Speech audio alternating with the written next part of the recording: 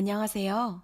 우리 채널 오시기를 환영합니다. 서울에 살고 있는 60대 여성이에요. 저는 아들과 단 둘이 사는 싱글맘이에요. 남편과는 아들이 돌도 되기 전에 이혼을 했어요. 이혼 사유는 남편의 외도였죠. 남편에게는 사실혼 관계의 여성이 여럿 있었어요.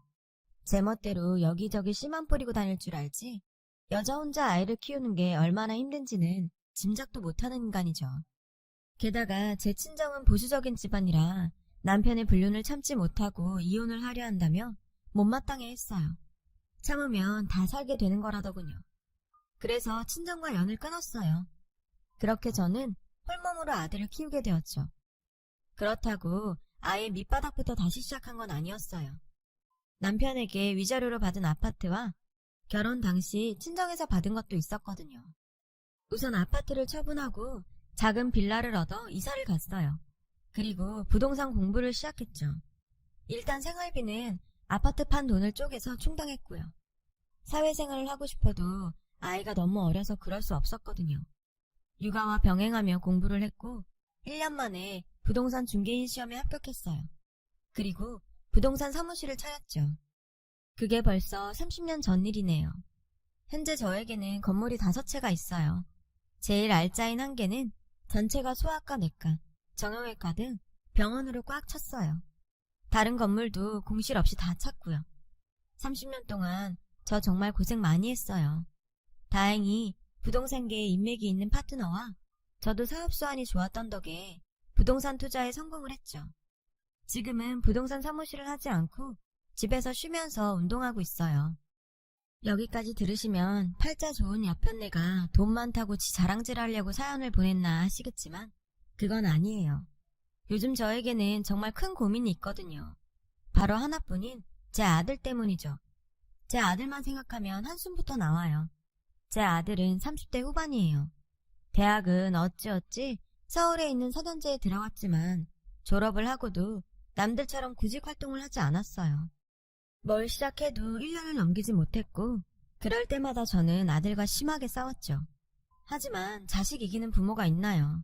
그래 건강하기만 하면 됐지 하면서 늘 포기하곤 했죠. 아들은 나이가 들어도 젊은 친구들이랑 어울리더군요. 자기가 나이 드는 걸 모르는 것 같았어요. 옷도 때와 장소에 상관없이 찢어진 청바지에 후드티를 걸치고 다니죠. 아들은 어느 날 갑자기 제게 사업을 하고 싶다고 했어요. 혹시나 아들이 철이라도 들었을까봐 은근히 기대를 하면서 무슨 사업이냐고 진지하게 물었죠. 술도 팔고 커피, 와인도 팔고 피자도 팔 거고요. 분위기 좋은 가게요. 요즘 20대들이 그런 데를 엄청 좋아하거든요. 사진 찍기도 좋고요. 암튼 힙한 가게를 차릴 생각이에요.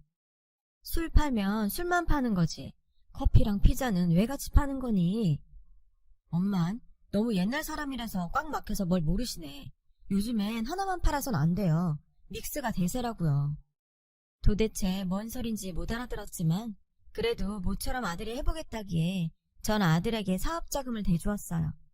우리 아들이 한번 꽂힌 건 꼭 해야 하는 고집불통이기도 했거든요. 그렇게 아들은 가게를 준비하더군요. 개업식 날 초대를 받아 가보았더니 아이고 머리가 띵 하더군요. 요즘 젊은 애들은 그런 데를 좋아한다니 할 말은 없지만 암튼 제 눈에는 별로였어요. 인테리어비를 꽤 많이 썼는데도 가보니 벽이 온통 시멘트 칠에 벽돌이 다더군요.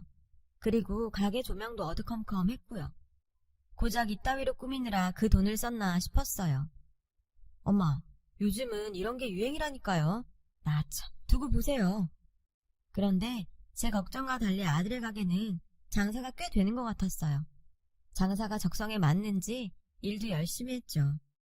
그리고 얼마 뒤 아들에게 여자가 생긴 것 같았어요. 물론 예전에도 아들은 여자를 많이 만나긴 했지만 이번에 만나는 여자는 전과 달리 좀 진지한 관계인 것 같더군요. 아니나 다를까 얼마 뒤 아들이 소개할 사람이 있다고 하더라고요. 엄마 며느리 될 사람이에요. 이렇게 운명적인 여잔 처음이에요. 아이고 만날 때마다 운명이라더니 뭐하는 여자애니? 아들은 여자친구가 승무원이랬어요. 어떻게 만났냐고 물어보니 아들 가게에 놀러왔던 손님이었다고 합니다. 단골 손님이었대요.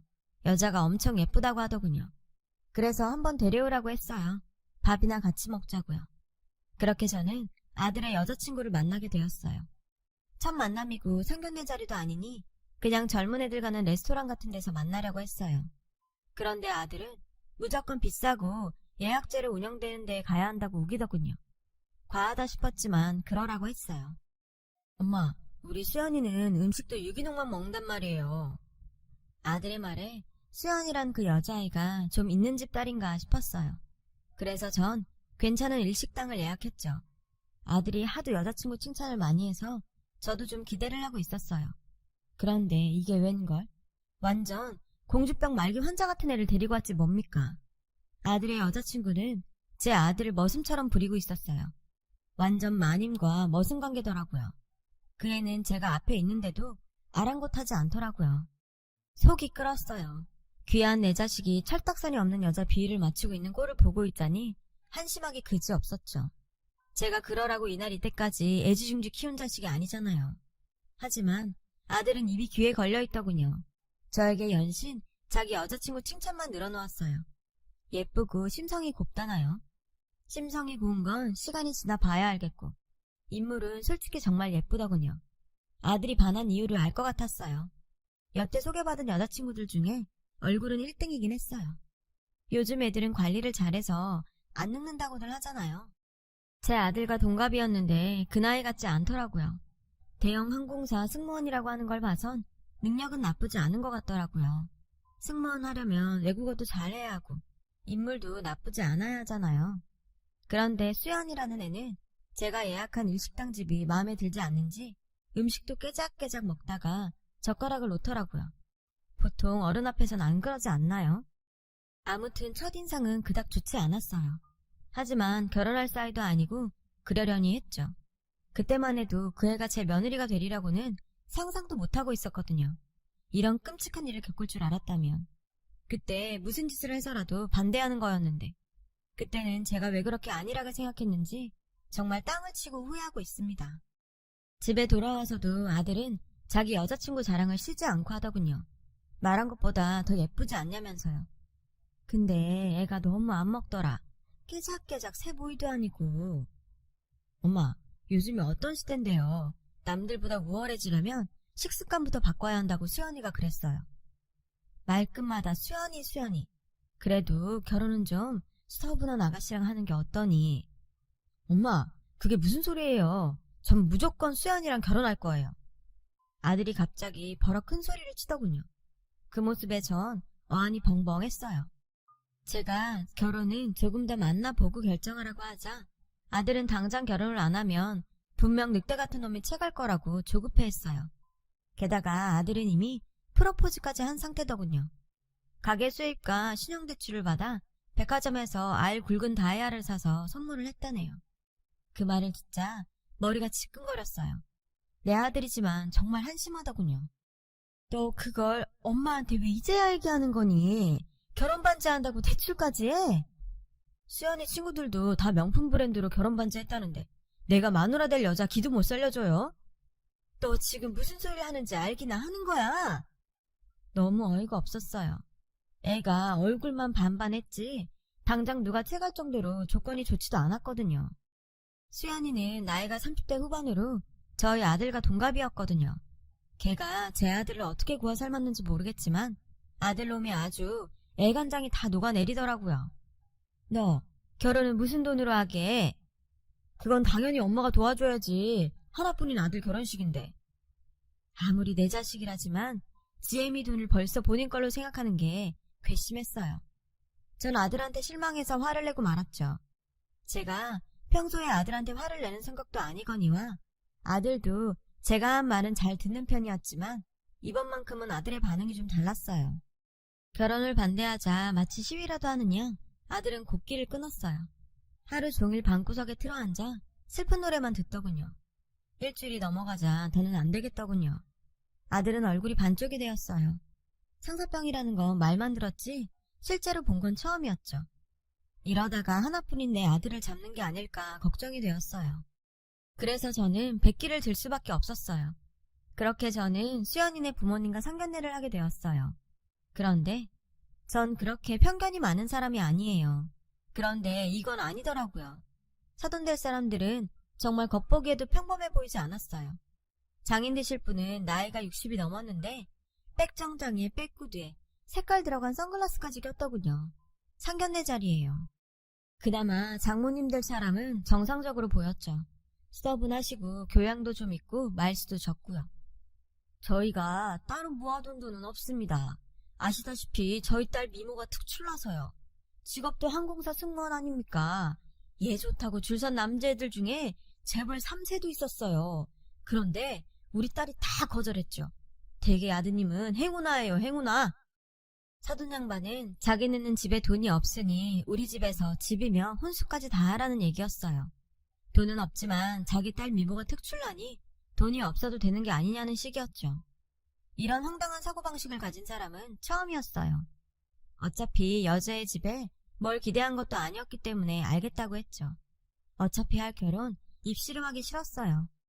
이왕 이렇게 된 거 차라리 결혼 후에 같이 살면서 맞춰가야겠다 결심을 했죠.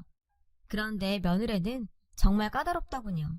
하나부터 10까지 구분구분한 게 없어요. 저는 경조사에 그렇게 큰 돈을 들이는 스타일이 아니거든요. 물론 자린고비 같은 사람도 아니지만요. 쓸 때는 쓰지만 명품이나 사치에 쓰는 걸 싫어하죠. 아들의 결혼식도 마찬가지였어요. 어차피 하루하고 끝낼 거 가격 적당하고 품위 유지 정도 할 만한 예식장을 고르면 된다고 생각했어요. 그런데 그 애는 저랑은 생각이 달랐죠.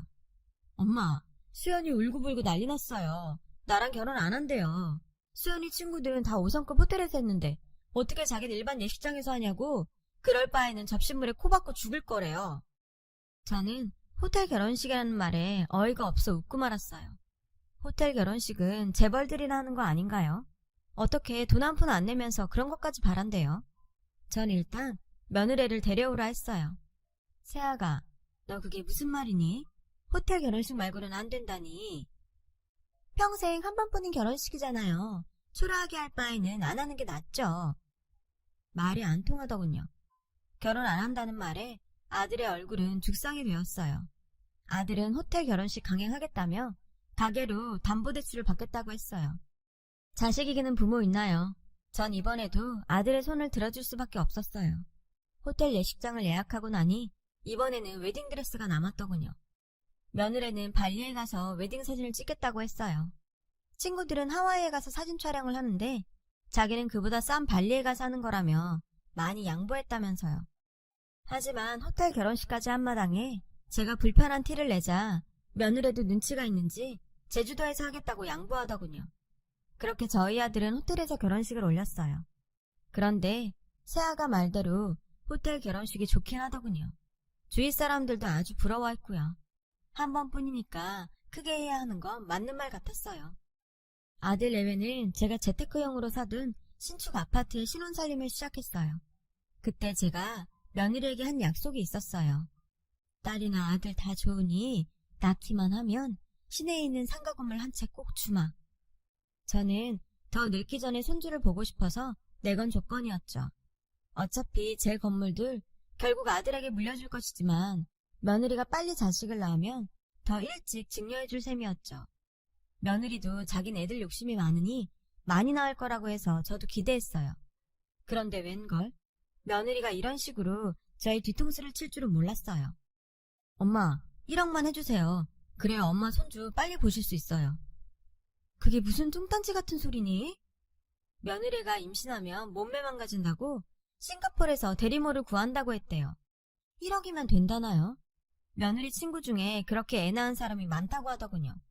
도대체 어떤 친구를 사귀길래 이딴 말도 안 되는 짓거리를 하나 싶었어요. 니들 몸에 문제가 있는 것도 아닌데 왜 자기 자식을 남의 배에서 자라게 해? 그런 식으로 애 낳을 거면 난 한 푼도 줄 수 없다. 제 말에 아들은 풀이 죽어 돌아갔어요. 그랬더니 한밤중에 아들이 울면서 전화를 했더라고요. 제 말을 듣고 며느리가 가출을 했대요. 지가 뭘 잘했다고 그 꼬라지를 다 부리고 정말 황당해서 말도 안 나왔죠. 그때까지만 해도 며느리는 금방 돌아올 줄 알았어요. 하지만 제 예상과 달리 며느리의 가출은 생각보다 훨씬 더 길었어요. 며느리는 친정에 머무르는 듯 했어요. 아들이 울고불고 애원을 해도 돌아가지 않겠다고 했다네요. 3개월이 지나서야 며느리는 돌아왔어요. 전 그동안 아들의 원망을 들으며 온갖 마음고생을 다 했고요. 그리고 다시 얼마간 평화로운 시간을 보냈어요. 아들 내외도 잘 사는 것 같았고요. 그러던 어느 날 아들 내외가 밝은 얼굴로 저희 집에 찾아왔더라고요. 어머니, 기쁜 소식이 있어요. 우리 수연이가 임신을 했대요. 저는 기다리던 임신 소식에 눈물을 쏟을 수밖에 없었어요. 게다가 며느리가 대리모니 뭐니 이상한 말들을 하긴 했지만 이제 정신을 차린 것 같아서 다행이다 했죠. 저는 며느리한테 갖고 싶은 게 있으면 뭐든 말하라고 했어요. 그러자 웬일인지 사양을 하더군요. 아니에요, 어머니. 괜찮아요. 말씀만으로도 감사해요. 며느리가 그렇게 사양하니 더 사주고 싶더라고요. 그래서 다음날 며느리를 외제차 매장으로 불렀어요. 그리고 가격 상관 않고 며느리가 원하는 외제차를 해줬어요. 그리고 며느리에게 좋은 일을 불렀고요.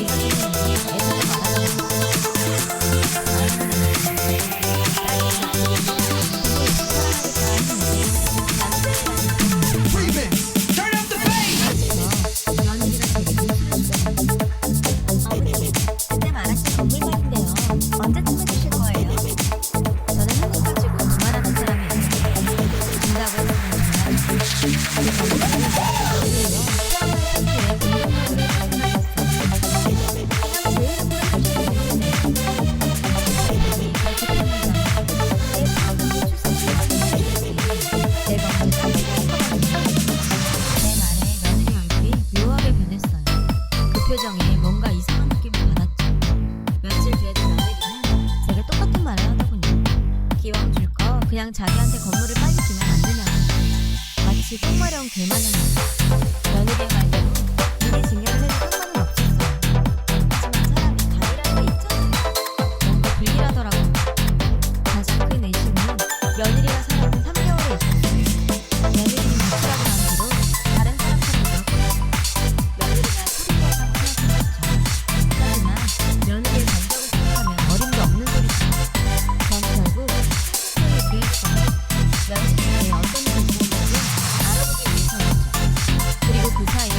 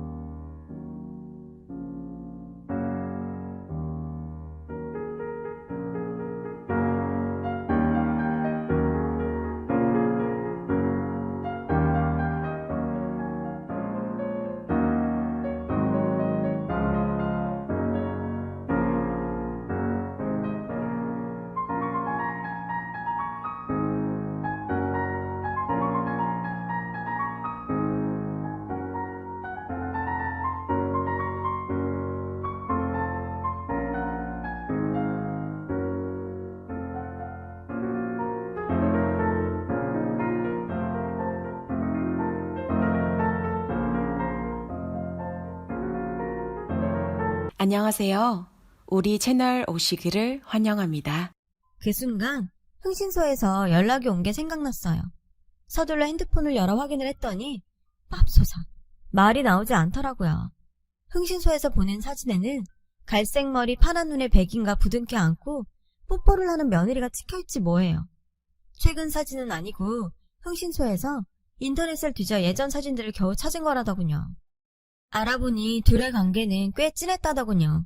저희 아들을 만날 때에도 둘의 관계는 끝나지 않았던 것 같아요. 며느리가 사라진 3개월간 그 외국인의 SNS 사진에 며느리 사진이 올라와 있었고요. 모텔을 빌려 둘만의 파티를 한 것 같았죠. 비공개로 되어 있어서 흥신소에서도 힘들게 알아냈다 하더군요. 그제서야 며느리가 건물을 빨리 달라고 왜 때를 썼는지 알겠더군요. 전 아들을 데리고 근처 카페로 갔어요. 그리고 제가 흥신소에서 받은 사진들을 하나하나 모두 보여주었죠. 그럴 리가 없어요. 수연이가 얼마나 착한 애인데. 처음엔 혼란스러워하던 아들은 이내 정신을 차리고 받아들였어요.